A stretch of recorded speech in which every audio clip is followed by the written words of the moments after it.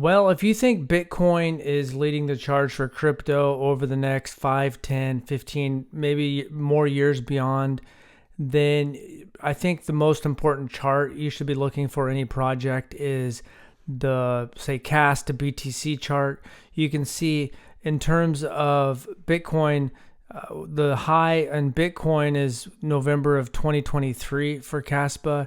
Last summer we did hit 20 cents. So in fiat dollars, last summer in July or whatever it was, we hit all-time high in fiat, but not in Bitcoin. So we know that if this bull season, rages on, feels bad right now because we've been punched in the mouth. There's tariffs, disruption. Trump's talking about a third term, stuff like that, or responding to questions about a third term. But if we get a true altcoin season, then these charts are all going to look different. But I still think it's important because to me, Bitcoin is kind of a savings account of the future and a store of value. So whatever you're doing should be outperforming that. And we're at that stage here. We'll look at Cardano real quick. So you can see, what Cardano, it had a big peak in 2017. And then obviously right when its smart contracts came out in 2021, that's its all-time high. It hasn't went back even close to that.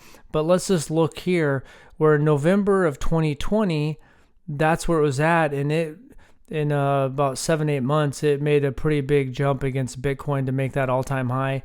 So we don't know what the altcoin season is going to look like, but I think it's just keep in mind. You can see, like I saw Mark Moss talking about, he's pretty much a Bitcoin maxi, but he was talking about Ethereum. It made its highs in 2017, 2018.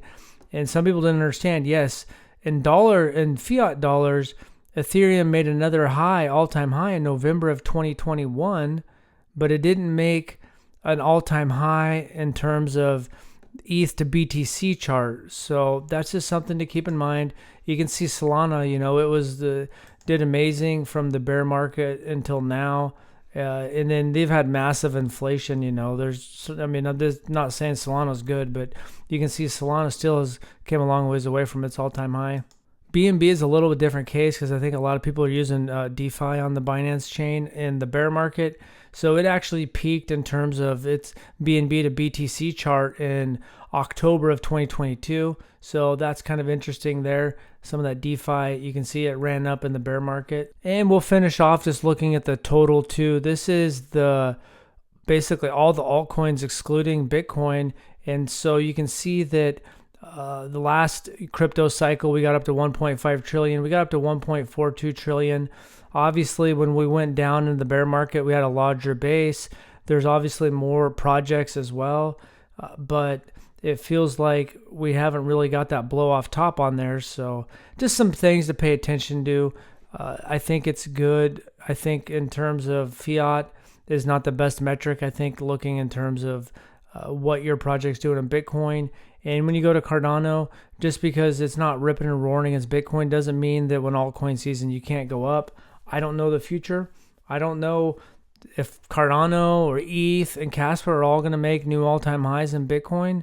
We know that, for this to go up, an altcoin season to happen, we're going to need Bitcoin to go up, kind of have some blow off top, and then money cycle back into the altcoins. So just got to hang tight. There's a lot of cool stuff on the horizon for KASPA, smart contracts. Obviously we're a little over a month out from 10 blocks per second, so it's going to get even faster. And you got, IGRA and Sparkle and Casplex and KEF and KII, a bunch of different people working on different versions of smart contracts. So we'll just have to see how the market prices that in. So even though we've been kind of getting punched in the mouth a lot, I'm bullish on Bitcoin and KASPA, and I'm just buckled up. And if I can dollar cost average in a little bit, I can. If not, I feel pretty comfortable with my position. So just got to ride it out. Enjoy the ride, my friends.